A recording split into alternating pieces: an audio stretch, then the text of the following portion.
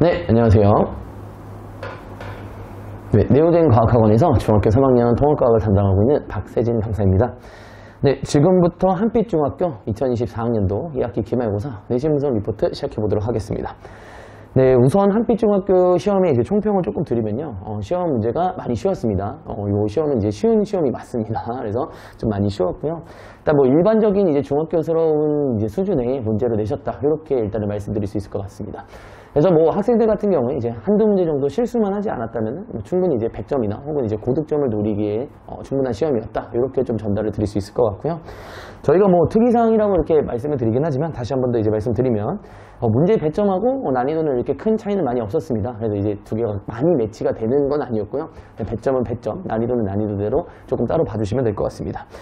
그리고 이제 저희가 이제 단원 같은 경우에 한빛중학교 같은 경우에는 뭐 일반적인 학교들은 이제 세 단원이 이제 한꺼번에 들어가는 게 일반적인 상황인데 한빛중학교는 두 개의 단원밖에 들어가지 않았어요. 그래서 이제 조금 5단원 생식과 유전이라고 하는 파트, 생명과학 쪽이고요.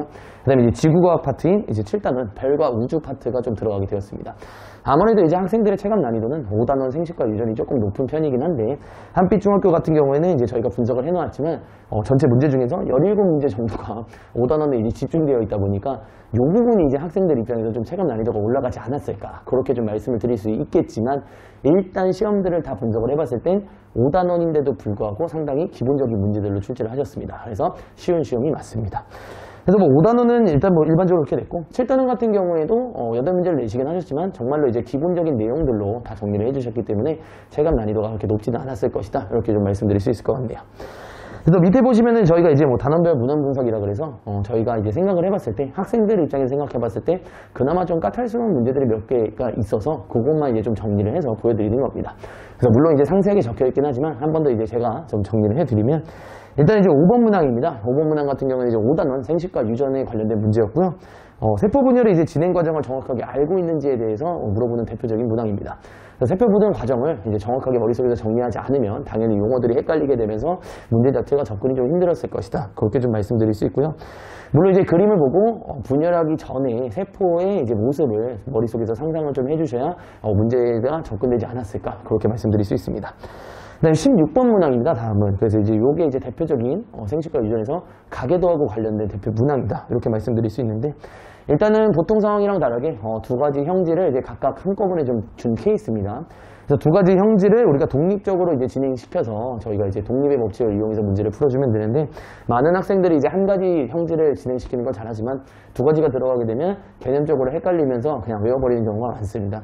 그래서 이 부분 같은 경우에는 정확하게 성념색취하고 이제 성념색취 유전을 정확하게 좀 구별을 지어주면서 두 가지의 이제 독립적인 상황을 좀 생각을 해주신다면은 문제 자체는 이제 어렵지 않았다 이렇게 좀 말씀드릴 수 있고요. 그 다음에 21번 문항이 이제 7단원입니다. 그래서 이제 보통 별의 겉보기 등급과 그 다음에 거리 간의 관계 그리고 이제 별의 색상들을 잘 외웠는지 기본적으로 이제 물어보는 문제였다 이렇게 말씀드릴 수 있고요.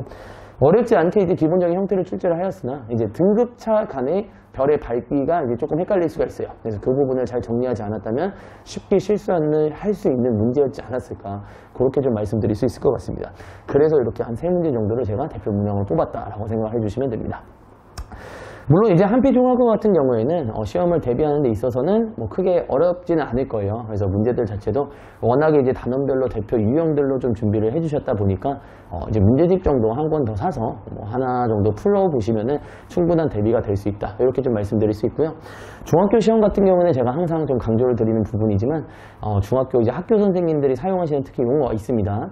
그 용어들 같은 경우에는 저희가 이제 정해져 있는 표현도 몇 개 있지만 특히 생명과학 같은 파트에서는 학교 선생님이 정리해 주시는 답이 곧 이제 내신의 답이 되기 때문에 학원 수업만 좀 열심히 듣지 말고 학교 선생님이 표현하시는 학교 프린트나 교과서에 있는 여러 가지 용어들도 좀 정리를 정확하게 해주시는 게 맞습니다. 그래서 용어 정리를 잘 해놔야 저희가 이제 시험을 볼 때 좀 헷갈리지 않으면서 스무스하게 좀 넘어갈 수 있지 않을까 그렇게 좀 말씀드릴 수 있을 것 같네요.